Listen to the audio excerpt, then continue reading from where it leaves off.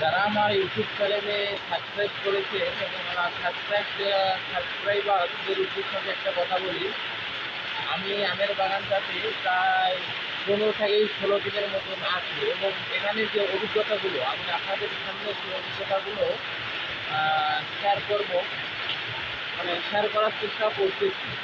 কত টাকার আমি আম বিক্রি করলাম এবং আমাদেরকে যার বাগানে আমরা আছি তারা আমাদের ঠিক কত টাকা দেয় এবং গাছে ঠিক কত পরিমাণে আম ধরে, এসব নিয়ে আমি ভিডিও বানাই, কোনো ইউটিউবে আপলোড দিই। আপনারা অনেকেই দেখতেছি কমেন্ট করে বলতেছেন, ভাই আম কি কুরিয়ার সার্ভিসের মাধ্যমে দেওয়া যাবে না? ভাই আসলে দেওয়া যাবে, মানে ওইসব আসলে আমরা তো বাগানে থাকি, মানে আমি অন্য কোনো কোথাও থেকে হয়তো নিতে পারবো, তবে আমরা হয়তো দিতে পারবো না, দুঃখিত। যাই হোক, বাগানটাতে বেশ বড় বাগানটা।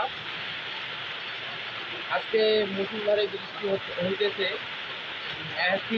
তীব্রতায় বৃষ্টি হইতেছে, একেবারে কোনো কিছু দেখা যাইতেছে না দূর দূরান্ত পর্যন্ত। এবং এই বাগানটা বেশ অনেকটাই বড় এবং আপনারা দেখতেছেন যে মুষলধারে বৃষ্টি হইতেছে। আমার এরকম ভিডিওগুলো আপনাদের কাছে যদি একটু পরিমাণ ভালো লাগে তাহলে লাইক করুন, শেয়ার এবং ভাই চ্যানেলটা সাবস্ক্রাইব করে দেবেন। অনেক দূর দূরান্ত পর্যন্ত শুধু আমি একাই, এই জায়গায় মানুষের কোলাহল খুবই কম।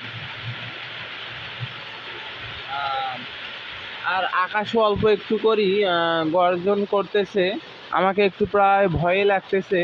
যাই হোক, কি আর করার, এখানে বাধ্যতামূলক থাকতেই হবে। মূলত আমি একটি টিনের ঘর বানিয়ে দিতে, সেই ঘরের মধ্যে আছি। যাই হোক, এরকম কারো রিস্ক নিয়েন না, মানে এখানে বৃষ্টির সময় খুব কষ্ট হয়।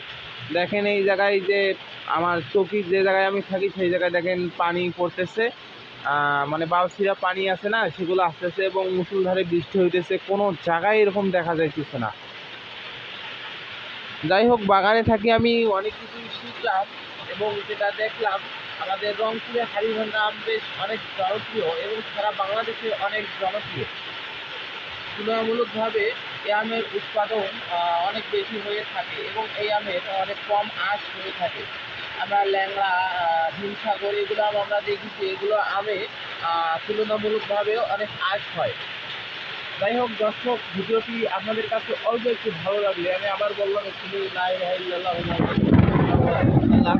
এক্ষুনি দেওয়া যেভাবে সিলকিলো, মানে অনেকটাই আমাকে মানে ভয় লাগতেছে।